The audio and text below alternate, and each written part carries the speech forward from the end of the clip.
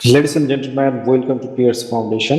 তো গাইস, আজকে আমরা একটি গুরুত্বপূর্ণ প্রশ্ন আলোচনা করব। প্রশ্নটা হচ্ছে discuss Chaucer's treatment of religious characters in prologue to the Canterbury Tales. অথবা প্রশ্নটা এইভাবেও আসতে পারে, discuss Chaucer's treatment of the ecclesiastical characters in the general prologue to the Canterbury Tales. তো আলোচনার শুরুতে আমি তোমাদেরকে একটি ইম্পর্টেন্ট ইনফরমেশন দিতে চাই। ইনফরমেশনটা হচ্ছে, যদি তোমরা পরীক্ষায় প্রত্যেকটি প্রশ্ন পয়েন্ট আউট করে লিখতে পারো, তাহলে সেক্ষেত্রে তোমরা পয়েন্ট আউট করে লিখবে। আর যদি তোমরা প্রত্যেকটি প্রশ্ন পয়েন্ট আউট করে লিখতে না পারো, সেক্ষেত্রে তোমরা প্যারা আকারে লিখবে। তো যে কোনো প্রশ্ন লেখার জন্য আমাদেরকে একটি ইন্ট্রোডাকশন বা ইন্ট্রোডাক্টরি প্যারাগ্রাফ লিখতে হয়। তো এই প্রশ্নটার জন্য আমরা ইন্ট্রোডাকশনটা এইভাবে লিখতে পারি যে জিওফ্রে চসারের ক্যান্টারবারি টেলসকে 14th সেঞ্চুরির যে সমাজ ব্যবস্থা, সেই সমাজ ব্যবস্থার একটি গ্যালারি বলা হয়ে থাকে। কারণ জিওফ্রে চসার ক্যান্টারবারি টেলস এর মধ্যে তার সমাজটাকে পুরোপুরি উপস্থাপন করেছিলেন, যার কারণে তাকে রিপ্রেজেন্টেটিভ পোয়েট বলা হয়। আর জিওফ্রে চসার এই যে তার যে পোর্ট্রেট গ্যালারি, এই গ্যালারিটা বলার পিছনে কারণ হচ্ছে তার আর্ট অফ ক্যারেক্টারাইজেশন। আর তার আর্ট অফ ক্যারেক্টারাইজেশনের মধ্যে একটি ইম্পর্টেন্ট গ্রুপ বা ব্র্যান্ড হচ্ছে এক্লিজিয়াস্টিক্যাল বা রিলিজিয়াস ক্যারেক্টার, সেইটা। তো এইভাবে আমরা এটাকে লিখতে পারি। তো এরপরে আমরা নেক্সট পয়েন্ট যেটা বলতে পারি সেটা হচ্ছে টিপিক্যাল জেনারিক ট্রেডস, যে সাধারণত ধর্মযাজকদের মধ্যে যে ধরাবাঁধা যে ট্রেডগুলো থাকে, সেই ট্রেডগুলো কিন্তু জিওফ্রে চসার ফুটিয়ে তুলেছেন। তো সেটা কিভাবে ফুটিয়ে তুলেছেন জিওফ্রে চসার এখানে রিলিজিয়াস ক্যারেক্টারগুলোকে, যে তিনি দেখিয়েছেন যে রিলিজিয়াস ক্যারেক্টারের মধ্যে পায়োলিস হচ্ছে হাই র্যাঙ্কিং রিলিজিয়াস ক্যারেক্টার্স। তো হাই র্যাঙ্কিং রিলিজিয়াস ক্যারেক্টার্স মূলত আপার ক্লাস সোসাইটিকে রিপ্রেজেন্ট করছে 14th সেঞ্চুরি। এবং পায়োলিসকে জিওফ্রে চসার আখ্যা দিয়েছে এরা শিক্ষিত, এরা হচ্ছে মর্যাদা সম্পূর্ণ। এবং Geoffrey Chaucer side by side এটাও বলেছে যে পায়োলিসরা হচ্ছে ধর্মের চাইতে বেশি রোমান্সের দিকে দৃষ্টি দিয়ে থাকেন।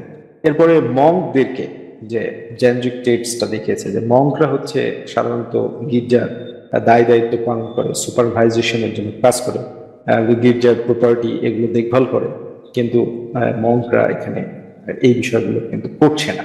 এবং জিওফ্রে চসার এটাও বলছে যে মঙ্কদের অনেক প্রপার্টি আছে, তারা ধর্মকে অবহেলা করে বস্তুবাদী পৃথিবীর দিকে কিন্তু তারা ধাবিত হয়ে গিয়েছেন, তারা ফ্যাশনের দিকে ধাবিত হয়ে গিয়েছেন। এবং ফায়ারদের সম্পর্কে জিওফ্রে চসার বলছে যে ফায়াররা হচ্ছে সম্পূর্ণরূপে করাপ্টেড, মানে একবারে হোল হার্টেডলি করাপ্টেড, 100% তারা করাপ্টেড। তাদের একমাত্র উদ্দেশ্য হচ্ছে জমিদারদের পশ্চাৎ ধাবন করা এবং টাকা পয়সা গেইন করা, আর মহিলাদেরকে ফ্ল্যাট করার মাধ্যমে তাদের সাথে ফুর্তি ফার্তা করা, টাকা পয়সা গেইন করা। এবং সামোনার প্যাডোনারদের সম্পর্কে জিওফ্রে চসার বলছে যে এরা হচ্ছে চমৎকার কুৎসিত, চমৎকার ভাবে তারা কুৎসিত, এরা মানুষদেরকে বেশি বেশি করে পাপ করার দিকে উৎসাহিত করে। তো এইভাবে এই যে টিপিক্যাল জেনরিক ট্রেটস, এটা কিন্তু জিওফ্রে চসার উপস্থাপন করেছেন এবং এখানে তিনি সমালোচনা করেছেন। এরপরে জিওফ্রে চসার যেটা দেখিয়েছে, এক্সপোজিউর অফ আনম্যাস্কড ইন্ডিভিজুয়ালিটি। এক্সপোজিউর অফ আনম্যাস্কড ইন্ডিভিজুয়ালিটির জন্য জিওফ্রে চসার বলছে যে দেখেন, বিশেষ করে বিষয়টা কেমন হওয়া উচিত ছিল কিন্তু এখানে কেমন হয়ে যাচ্ছে। পায়োলিসদের কেমন হওয়া উচিত ছিল, পায়োলিসরা হবে হচ্ছে ধর্মযাজক এবং এরা তো ধর্মের প্রতি দৃষ্টি দিবে, কিন্তু এই পায়োলিসরা রোমান্টিক বিষয়ের উপরে দৃষ্টি দিয়েছে, তারা সাজুগুজু, ড্রেস আপ, মেকআপ, এইসব বিষয়গুলোর উপরে দৃষ্টি দিয়েছে এবং এরা এরা ধর্মযাজক কম, রোমান্টিক গার্লে বেশি পরিণত হয়েছে। তো রিলিজিয়াস পার্সোনালিটির জন্য এই মহিলারা যদি এইরকম চরিত্রের হয়ে যায়, তাহলে ধর্ম কোথায় গিয়ে পৌঁছায়? পায়োলিসরা যদি এরকম চরিত্রের হয়ে যায়, তাহলে ধর্ম কোথায় গিয়ে পৌঁছাবে সেইটা। এরপরে জিওফ্রে চসার বলছে যে রিলিজিয়াস ক্যারেক্টার সব করাপ্টেড হয়ে গিয়েছে, এরা মারাত্মকভাবে কিন্তু খারাপ হয়ে গিয়েছে, খুব খারাপ একটা পরিবেশ তৈরি হয়ে গিয়েছে। তো যেমন ওয়াইফ অফ বাথ এই চরিত্রের মাধ্যমে দুশ্চরিত্র যে বিষয়টা, লিকারি, সেটাকে ফুটিয়ে তোলা হয়েছে। এবং এখানে হচ্ছে মঙ্কদের মাধ্যমেও কিন্তু লিকারিটাকে ফুটিয়ে তোলা হয়েছে। এরা হান্টার, ফায়ারদের মাধ্যমে সেক্সুয়াল করাপশনকে 100% উপস্থাপন করা হয়েছে।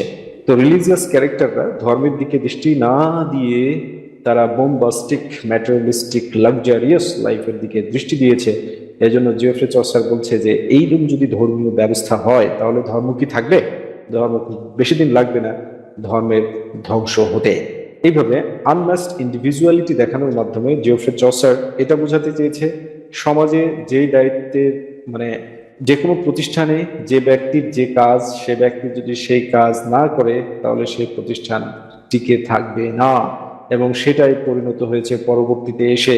কারণ রেনেসান্স পিরিয়ডে এসে খ্রিস্টানিটি ভেঙে তিন ভাগ হয়ে গিয়েছে, প্রোটেস্ট্যান্টিজম, প্রেসবাইটেরিয়ানিজম এবং ক্যাথলিসিজম, এই তিনটা ভাগে বিভক্ত হয়ে গিয়েছে। যেটা জিওফ্রে চসার 1400 শতাব্দীতে 14th সেঞ্চুরিতে মেসেজটা দিয়েছিল যে এরকমটা যেন না হয়, এরকম হলেই সমস্যা হবে, সেই সমস্যাটা কিন্তু পরবর্তীতে হয়ে যায়। এবং এইভাবে জিওফ্রে চসার তার দূরদর্শিতার প্রমাণ দিয়েছে রিলিজিয়াস ক্যারেক্টার নির্মাণ করার মাধ্যমে। এরপরে যে বিষয়টা আমরা দেখাতে পারি সেটা হচ্ছে providing credit to the pure personalities, যারা বিশুদ্ধ ব্যক্তিত্বের অধিকারী তাদের প্রতি শ্রদ্ধা দেখানো, সেই বিষয়টা কিন্তু জিওফ্রে চসার দেখিয়েছেন। জিওফ্রে চসার ক্যান্টারবারি টেলসে এটা বলছে যে দেখেন, সকল ধর্মীয় গ্রুপ কিন্তু করাপ্টেড না। এর মধ্যে একটা গ্রুপ আছে যে গ্রুপটার নাম হচ্ছে পার্সন, PARSON, পার্সন। পার্সন এই গ্রুপটা করাপ্টেড না, এরা খুব সুন্দর, এরা বরং করাপশনের এগেনস্টে রুখে দাঁড়ায়। আর করাপশনের এগেনস্টে রুখে দাঁড়ায় কিন্তু এরা গরিব মানুষ, এদের ক্ষমতা কম, এরা হচ্ছে নিম্ন শ্রেণীর পদের। তো জিওফ্রে চসার এদের প্রতি সম্মান দেখিয়েছেন।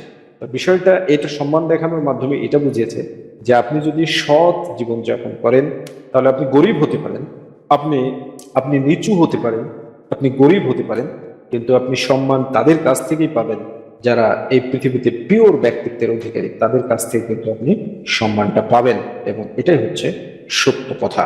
এইভাবে রিলিজিয়াস ক্যারেক্টারগুলোকে দেখানোর মাধ্যমে জিওফ্রে চসার মূলত এই যে এক্লিজিয়াস্টিক্যাল ক্যারেক্টারগুলো দেখানোর মাধ্যমে জিওফ্রে চসার মূলত তার সমসাময়িক যে ধর্মীয় ব্যবস্থা সেই ধর্মীয় ব্যবস্থাটাকে সমালোচনা করেছেন। তো এইভাবে তোমরা যদি এই প্রশ্নটাকে ডেভেলপ করে দাও তাহলে 7 মার্কস পেয়ে যাবে, ইনশাআল্লাহ 7 মার্কস পেয়ে যাবে।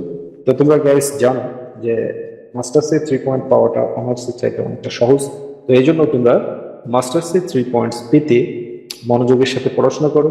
আর বিষয়টাকে মানে 3 পয়েন্ট পাওয়াটাকে সহজ করার জন্য আমাদের প্রিমিয়াম সাজেশন নোটস এগুলো সাহায্য নিতে পারো, তাহলে বিষয়টা আরো অনেক সহজ হবে। আর এর জন্য তোমরা আমাদেরকে স্ক্রিনে দেখানো নম্বরে ফোন দিতে পারো। Thank you very much.